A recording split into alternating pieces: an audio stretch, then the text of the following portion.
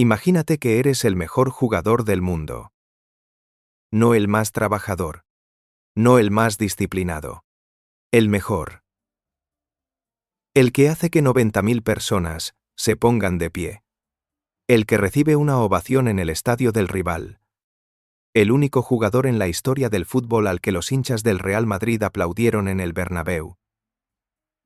Imagínate que tienes 2 balones de oro. Un mundial. Una Champions League.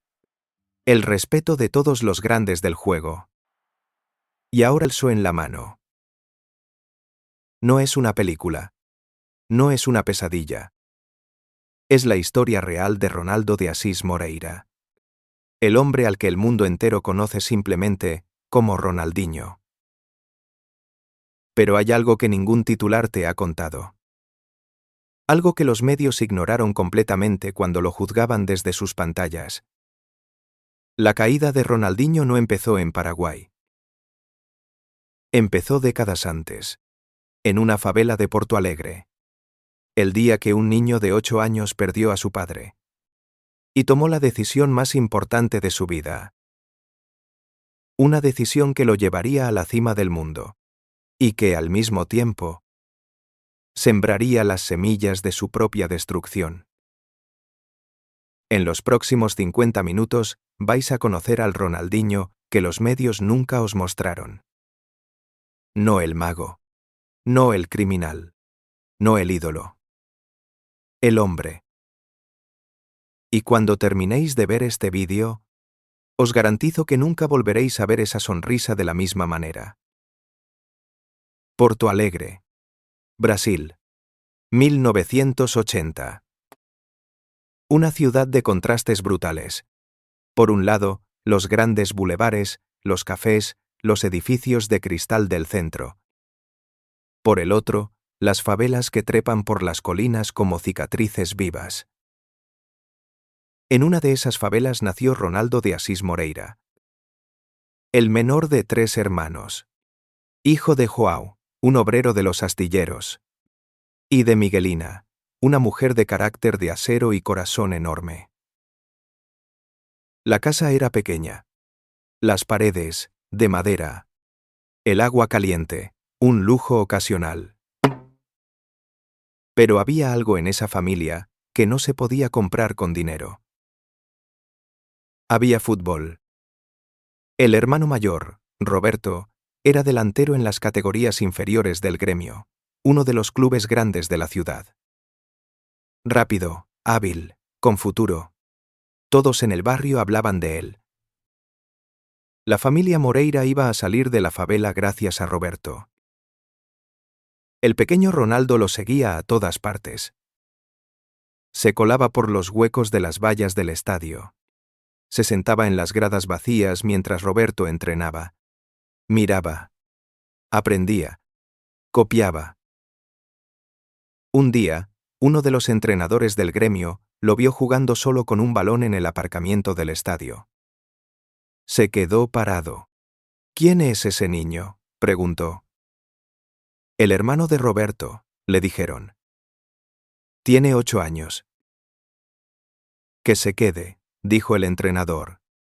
Que juegue con los otros. Y allí, con 8 años,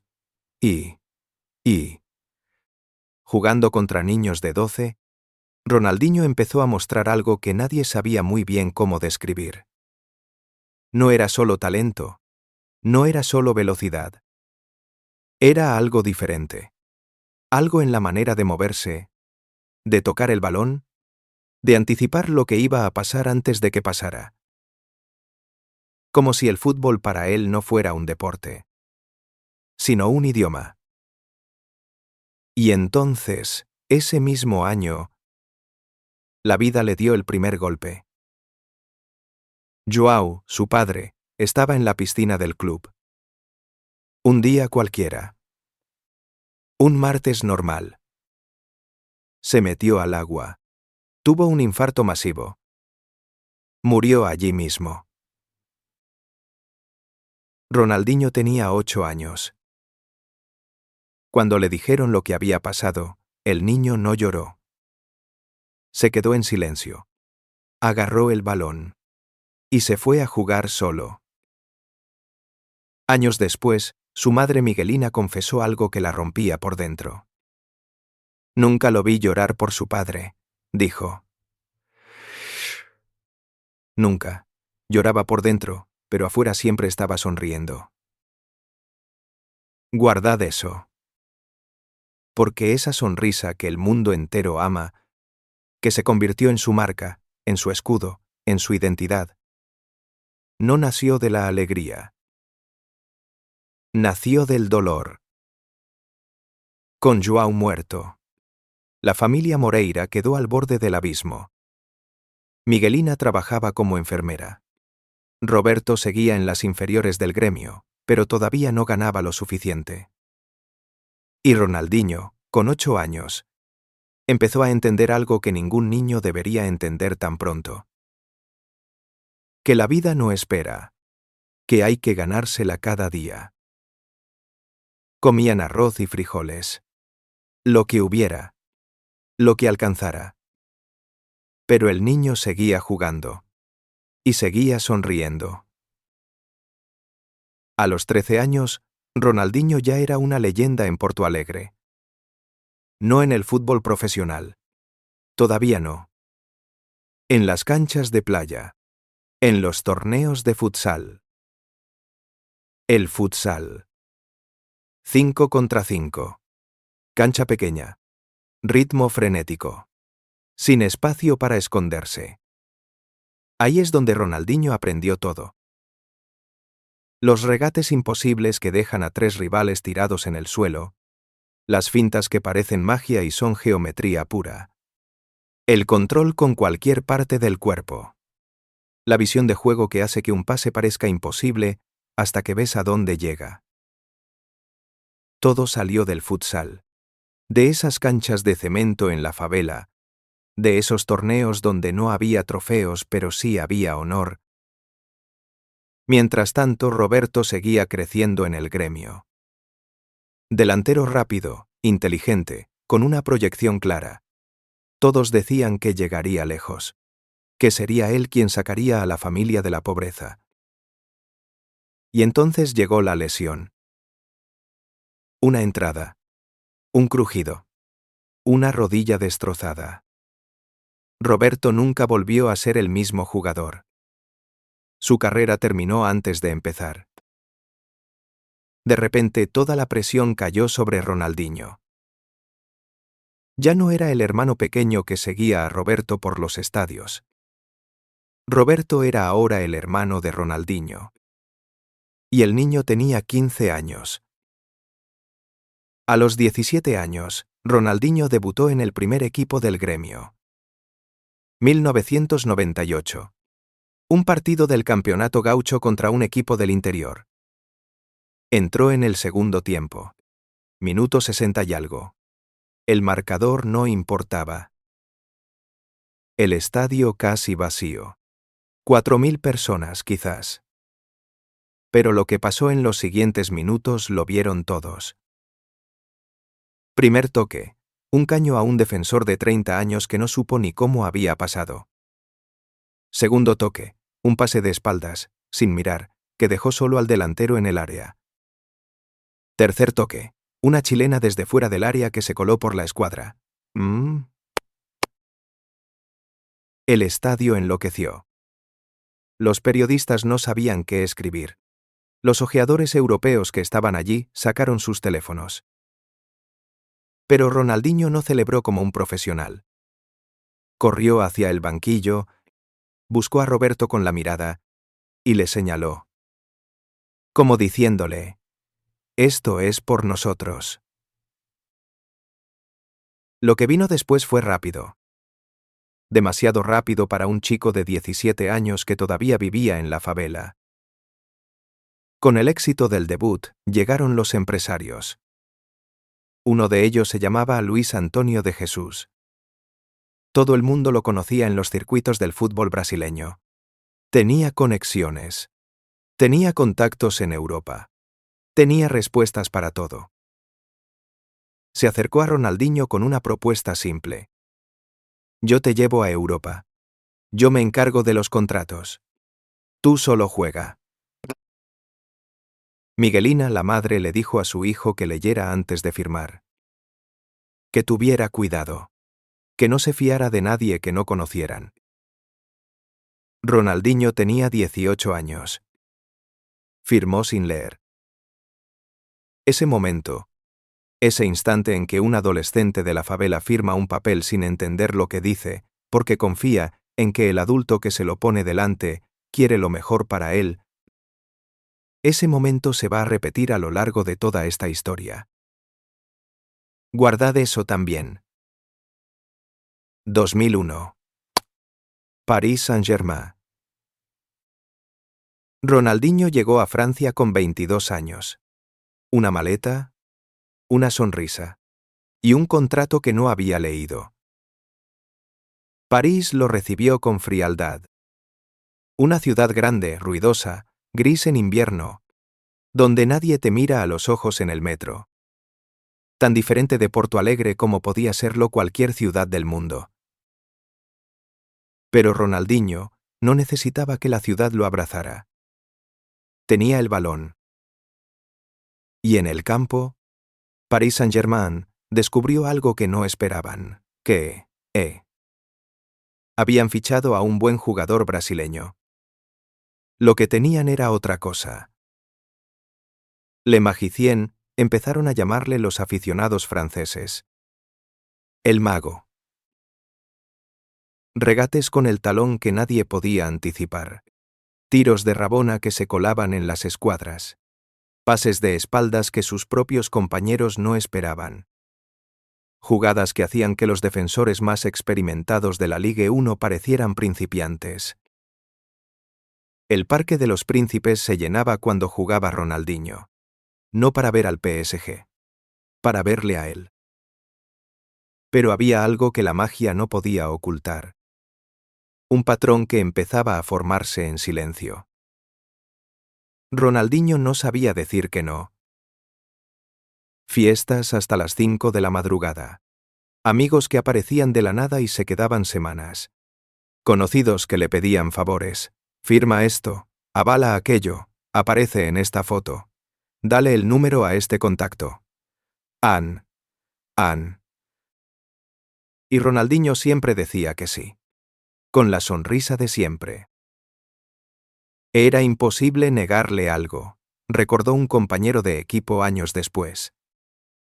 Pero también era imposible que él le negara algo a alguien. Johnny. En 2002, Ronaldinho ganó el Mundial con Brasil en Corea y Japón. 23 años. El gol de tiro libre contra Inglaterra que dejó a David Seaman mirando al cielo sin entender lo que había pasado. El pase para Rivaldo en la final. Brasil campeón. Ronaldinho figura. Y entonces llegó la llamada que lo cambiaría todo. 2003. FC Barcelona. Joan Laporta acababa de ganar las elecciones a la presidencia del club. Su promesa de campaña había sido fichar a Ronaldinho. 30 millones de euros. Contrato de 5 años. El número 10. Ronaldinho llegó al Camp Nou con 23 años. Y lo que vino después no tiene parangón en la historia moderna del fútbol. No hablamos solo de rendimiento. Hablamos de algo diferente. Estadio Santiago Bernabéu. Madrid. Real Madrid contra Barcelona. El Bernabéu es el templo del fútbol español. 75.000 personas de blanco. El partido más importante del fútbol europeo de clubes. Diván. El clásico.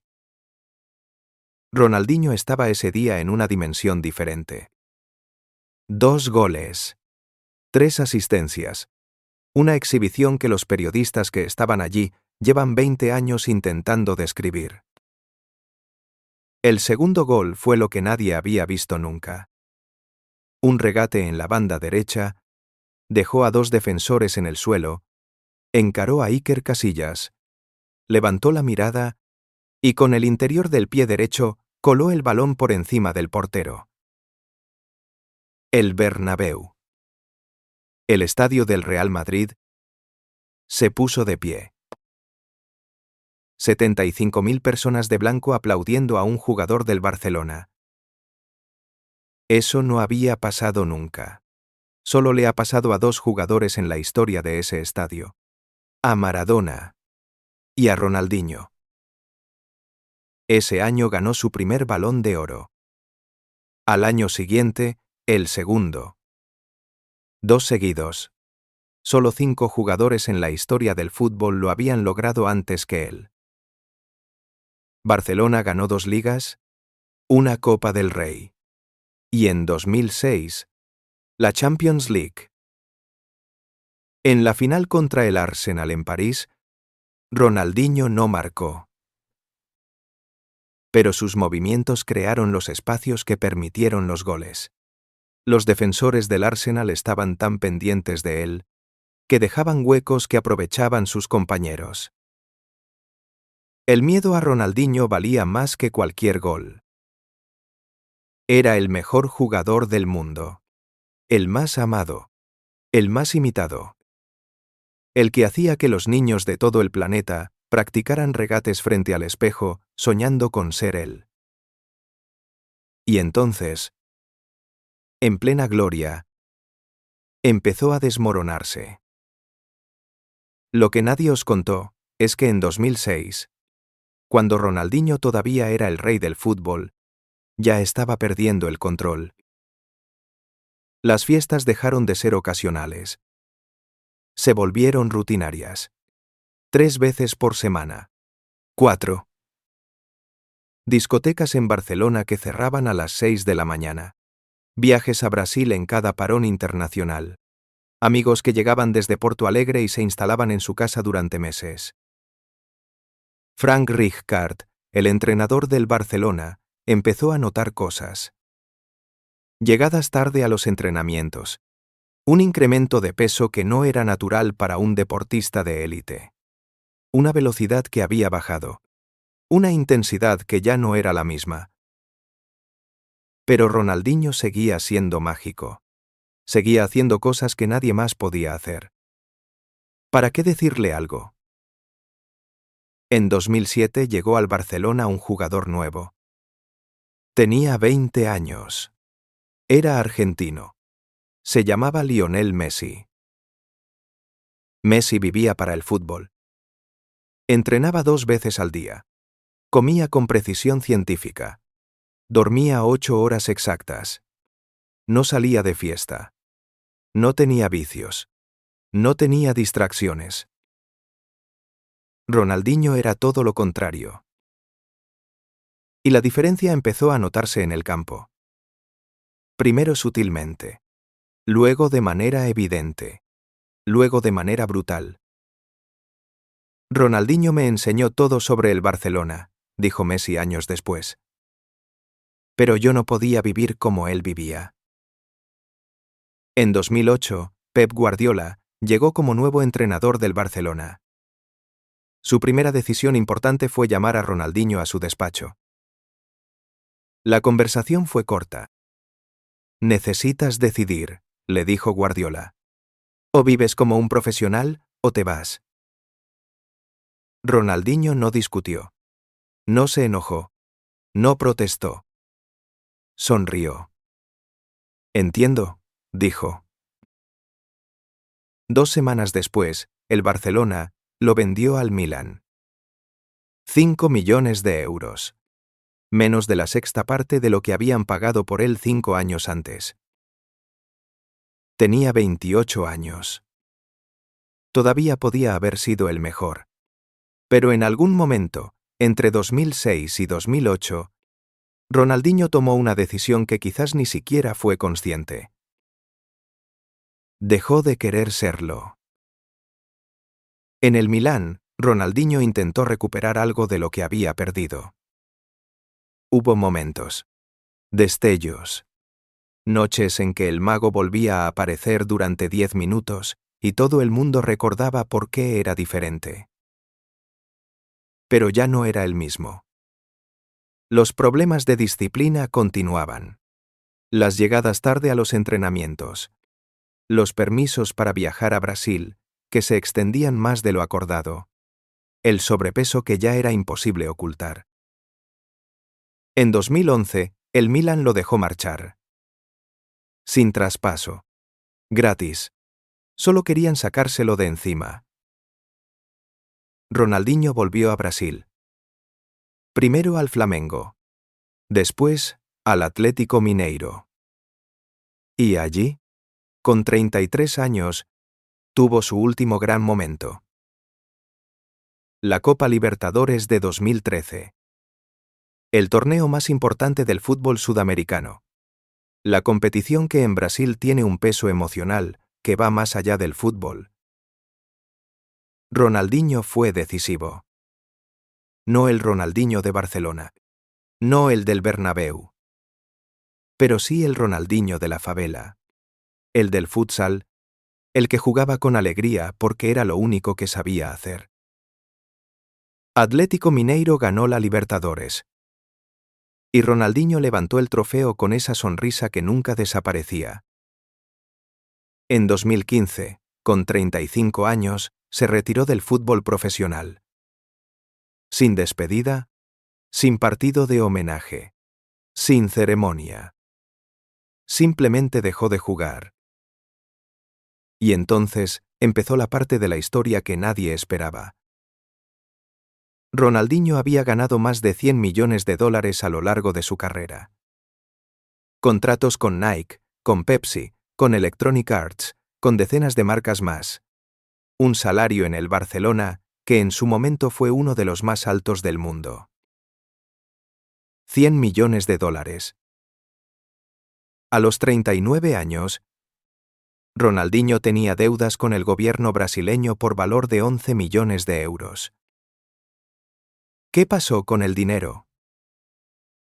La respuesta es incómoda. Porque no hay un villano claro. No hay un estafador que se llevó todo. No hay una historia de fraude masivo que lo explique. Lo que hay es algo más humano. Y en cierta manera, más triste. Ronaldinho tenía 30 personas dependiendo de él. Su madre en una mansión que él pagaba. Roberto, su hermano, como manager, con sueldo y equipo. Empleados. Guardaespaldas. Chóferes. Cocineros. Amigos de la favela que habían aparecido en su vida cuando llegó el dinero y nunca se habían ido. Conocidos que le pedían préstamos que nunca devolvían. Gente que le ponía papeles delante y él firmaba sin preguntar para qué eran. Llegó un momento en que Ronaldinho no sabía cuánta gente trabajaba para él, confesó un abogado cercano años después. Y mientras tanto, los impuestos sin pagar se acumulaban. Los contratos mal gestionados generaban deudas. Las inversiones en negocios que nadie supervisaba fracasaban silenciosamente. Entre 2015 y 2019, Ronaldinho perdió casi toda su fortuna. Las autoridades brasileñas actuaron. Le confiscaron 57 propiedades.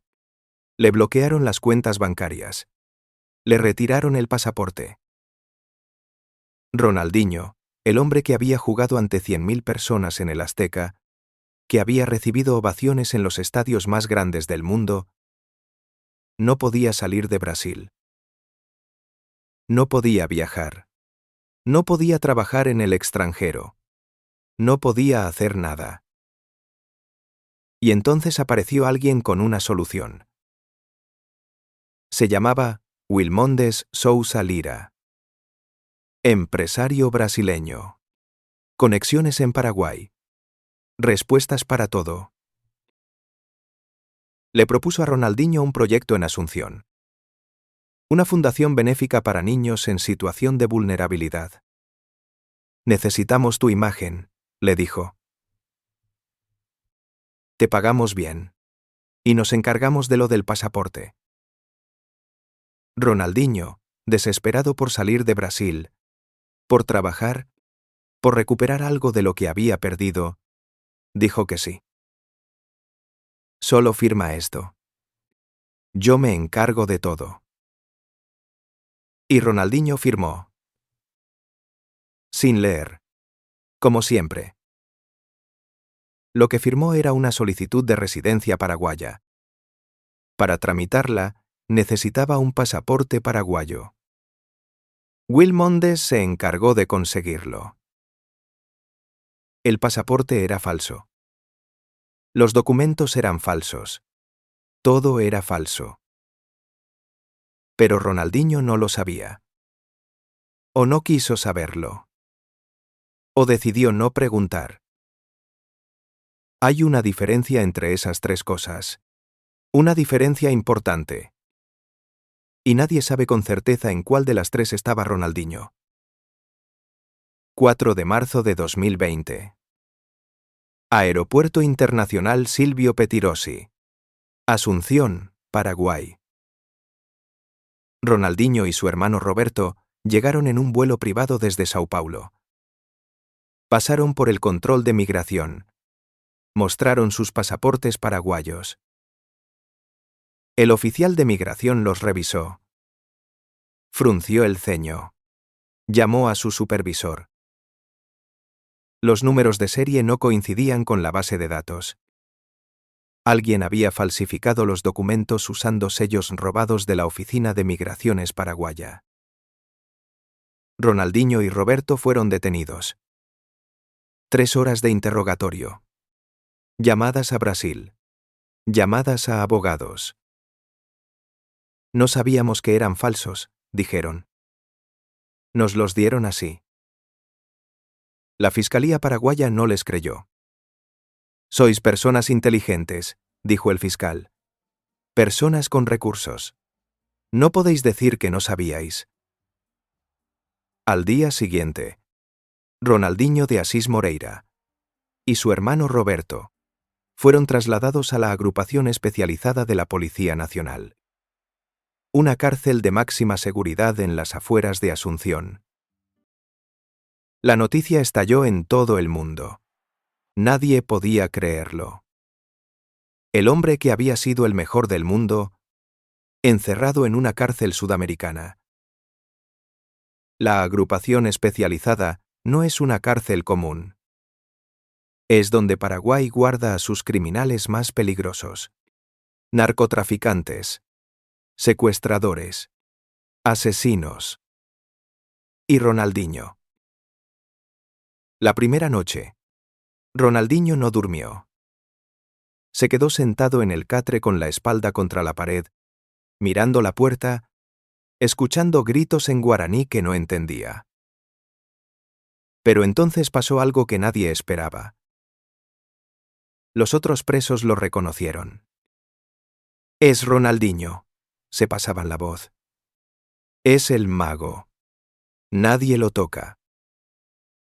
Un preso brasileño se le acercó la segunda noche. Tranquilo, hermano. Aquí nadie te va a hacer nada. Eres una leyenda. Ronaldinho se detuvo.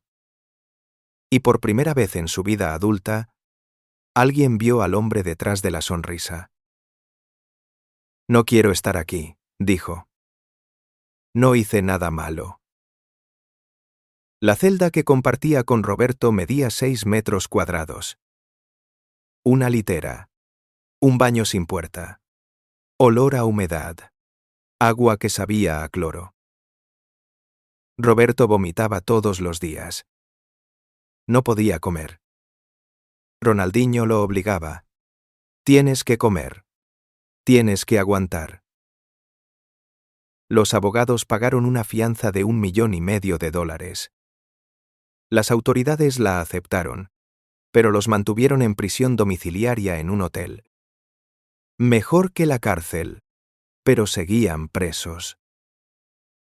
Días, semanas, meses, sin saber cuándo podrían salir. Y entonces Ronaldinho hizo algo que nadie habría esperado. Organizó un torneo de fútbol dentro de la cárcel. 2 equipos. 10 contra 10. Una cancha improvisada en el patio. Los guardias como árbitros. Los presos como espectadores. Ronaldinho jugó con la misma sonrisa de siempre. Hacía caños. Hacía rabonas. Hacía el elástico. Los presos gritaban como si estuvieran en el Camp Nou. Fue lo más surrealista que vi en mi vida, dijo un guardia años después. Ronaldinho, el mejor jugador del mundo, haciendo magia en una cárcel paraguaya. Su equipo ganó el torneo. El premio fue un cerdo asado.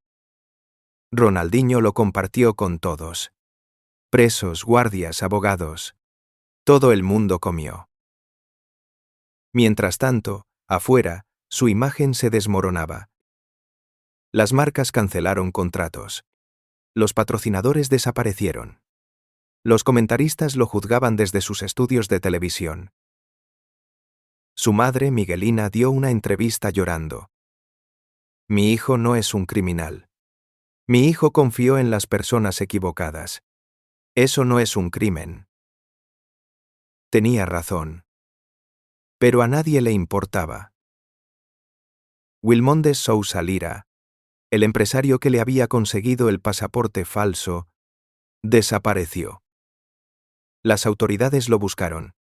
Tenía una orden de captura. Nunca lo encontraron. 25 de agosto de 2020. 173 días después de su arresto. Ronaldinho y Roberto fueron liberados. Pagaron una multa. Llegaron a un acuerdo con la fiscalía. Los cargos se redujeron. No fueron declarados culpables de falsificación. Fueron declarados culpables de uso de documentos falsos con ignorancia. Una figura legal más suave. Ronaldinho salió al exterior del hotel donde había estado en arresto domiciliario. Cientos de periodistas esperaban. Cámaras. Micrófonos. Preguntas gritadas en español, portugués, inglés. Ronaldinho se detuvo. Miró a las cámaras. Y dijo: Quiero pedir disculpas a todos. Cometí un error. Confié en las personas equivocadas. Eso no volverá a pasar. Y sonrió. Esa sonrisa. La misma de siempre. Regresó a Brasil. A Porto Alegre. Cerca de la favela donde había crecido. Los periodistas lo siguieron durante semanas. Querían la exclusiva. Querían el llanto, el arrepentimiento, la caída definitiva. Ronaldinho no les dio nada de eso. Publicaba fotos en Instagram jugando con amigos en la playa. Sonriendo. Es como si nada hubiera pasado, decían los comentaristas. No. ¿Cómo puede estar tan tranquilo después de todo eso? Porque Ronaldinho entiende algo que la mayoría no entiende. Algo que aprendió a los 8 años, el día que su padre murió. Y él agarró el balón en lugar de llorar. En 2022, Ronaldinho volvió a Paraguay. Sí. Volvió. Al mismo país donde estuvo preso. Al mismo aeropuerto donde lo esposaron. Al mismo lugar que le había costado 6 meses de su vida. Fue invitado a un evento benéfico. Una fundación real esta vez, para niños de la calle en Asunción. Le ofrecieron dinero por aparecer. Podría haber enviado a un representante. Nadie lo habría juzgado. Pero fue. Llegó al mismo aeropuerto donde lo habían arrestado 2 años antes, esta vez con su pasaporte brasileño. Todo legal. Todo correcto. Visitó la fundación. Jugó con los niños. Les firmó autógrafos. Les habló. Estudiad. Jugad.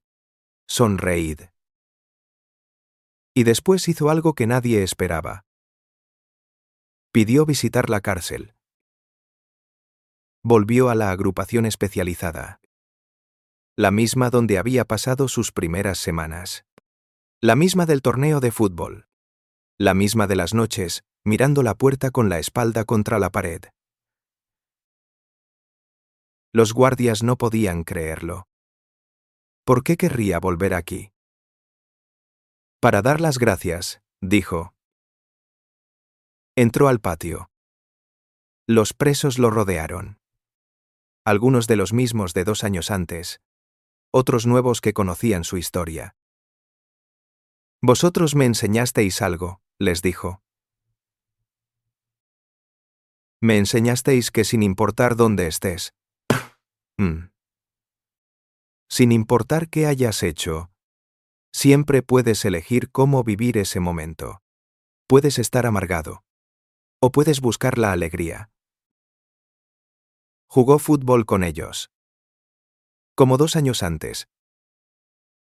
Cuando se fue, les dejó algo. Balones. Camisetas. Y una frase escrita en la pared del patio. La libertad está en la mente. Nadie te la puede quitar. Nadie te la puede quitar. En 2021, Ronaldinho dio una entrevista larga. Una de las pocas donde habló en serio. Sin relaciones públicas. Sin mensajes preparados. Solo él y un periodista brasileño de confianza. ¿Te arrepientes de algo?, le preguntaron. De muchas cosas. De confiar sin preguntar. De firmar sin leer. De creer que la gente me quería por mí, y no por mi dinero. De haber dejado que el fútbol se convirtiera en trabajo en lugar de alegría. De no haber estado más presente cuando más lo necesitaban los que quiero. ¿Qué aprendiste en Paraguay?, le preguntaron. Que la libertad es lo único que importa de verdad. El dinero va y viene. La fama va y viene.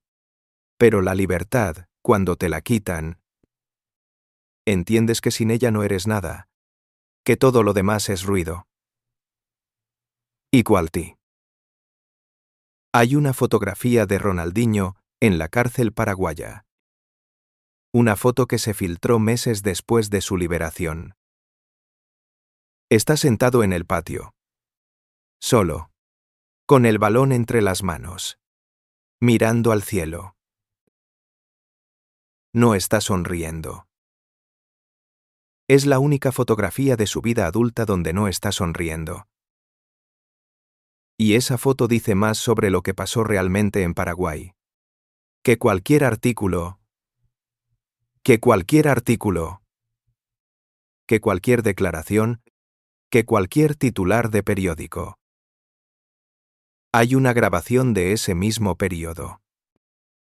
Nunca se publicó oficialmente, pero circula en Internet. Son 40 segundos. Ronaldinho está en su celda. Solo. No sabe que le están grabando. Tiene la cabeza entre las manos. Los hombros caídos. Respira profundo. Cliva. 1 vez. 2 veces. 3 veces. Y entonces se levanta. Se mira en el espejo roto que tiene en la pared. Se arregla el pelo. Se endereza. Y sonríe. No para las cámaras. No para los presos. No para los guardias. Para sí mismo. Eso es lo que nadie entiende sobre Ronaldinho. No sonríe para convencer al mundo de que está bien. Sonríe para recordarse a sí mismo quién es. Porque esa sonrisa nació el día que tenía 8 años.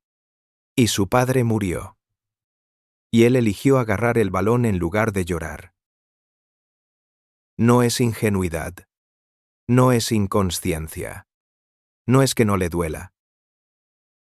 Es una decisión. La decisión más difícil que existe. La de elegir la alegría cuando todo el mundo esperaría que eligieras la amargura. Hoy Ronaldinho tiene 44 años. Vive entre Brasil, España y Estados Unidos. Trabaja como embajador de marcas. Aparece en eventos. Juega partidos benéficos. Sus deudas con el gobierno brasileño están en proceso de pago. Vendió propiedades. Aceptó contratos que antes habría rechazado sin pensarlo. Ya no es el Ronaldinho que podía elegir qué hacer y qué no. Es el Ronaldinho que necesita trabajar. Su madre Miguelina tiene 78 años. Ronaldinho la visita cada mes. Se sientan juntos. Toman café. Hablan de la familia. Roberto, su hermano, trabaja con él. Pasamos por el infierno juntos, dijo Ronaldinho en una entrevista reciente. Eso nos unió más que cualquier otra cosa. ¿Cambió? Sus abogados dicen que sí. Que ahora lee los contratos. Que ahora pregunta. Que ahora desconfía. Otros dicen que no. Que sigue siendo el mismo. Demasiado bueno. Demasiado confiado. Probablemente, los dos tienen razón. En 2023, la FIFA lo nombró Embajador Global del Fútbol. Un reconocimiento oficial. Una manera de decir, lo que pasó en Paraguay no define tu legado. Ronaldinho aceptó. Y dijo algo en el discurso que pocos entendieron. Mi legado no son los goles. No son los trofeos. No son los regates. Mi legado es la sonrisa. Porque si un niño en cualquier parte del mundo me ve jugar y decide que el fútbol es alegría y no trabajo, entonces gané. 90.000 personas aplaudiéndole en el Camp Nou. 132.000 gritando su nombre en el Azteca. Pero también presos en Paraguay protegiéndole. Niños de la calle en Asunción abrazándole. Ese es el verdadero legado de Ronaldinho. No las medallas. La humanidad. La verdad sobre Ronaldinho es simple y complicada al mismo tiempo. Confió en las personas equivocadas. Firmó lo que no debía. No fue lo suficientemente profesional cuando debería haberlo sido. Pero no es un criminal. Es un hombre que cometió errores. Como todos. La diferencia es que sus errores se pagaron con una cárcel paraguaya, con 6 meses de su vida, con su imagen destruida ante millones de personas. ¿Fue justo? Probablemente no. ¿Fue legal? Técnicamente sí. ¿Aprendió algo? Sin duda. Esa cárcel me salvó de algo peor que podría haber venido después, dijo. Dijo. Si no hubiera pasado por Paraguay, seguiría siendo el mismo que firma sin leer. Ronaldinho Gaucho. El niño de la favela. El mago de Barcelona. El preso de Paraguay. 44 años. Todavía juega al fútbol. Todavía sonríe. Todavía hace magia con el balón cuando se lo ponen delante. Pero ahora entiende algo que no entendía antes. La magia no está en el balón. Está en la decisión de seguir jugando cuando todo se derrumba a tu alrededor. Su padre le enseñó a jugar con alegría. Paraguay le enseñó por qué esa alegría es lo único que nadie te puede quitar. El dinero va y viene. La fama va y viene. Los trofeos acaban en vitrinas que nadie visita. Pero la forma en que vives, la forma en que tratas a la gente, la sonrisa que decides tener cada mañana, eso se queda para siempre. Y ahora os hago la pregunta que me ronda desde que empecé a investigar esta historia. Ronaldinho tenía 100 millones de dólares. Y los perdió porque no supo decir que no a las personas que lo rodeaban. Porque firmaba sin leer. porque confiaba sin preguntar. ¿Es eso una debilidad? ¿O es precisamente esa incapacidad para la frialdad, para el cálculo, para la desconfianza sistemática, lo que le permitió jugar al fútbol con una alegría que ningún otro jugador ha tenido nunca? Podría haber sido Ronaldinho el jugador que fue. Si hubiera sido el tipo de persona que lee los contratos, que desconfía de sus representantes, que pone límites a sus amigos. Dejadme vuestra respuesta en los comentarios. Porque hay dos tipos de personas viendo este vídeo ahora mismo. Los que creen que Ronaldinho es un irresponsable que se buscó su propia ruina. Y los que creen que Ronaldinho es la prueba de que hay personas tan genuinamente buenas, que el mundo no está preparado para ellas. ¿En cuál de los dos bandos estáis vosotros?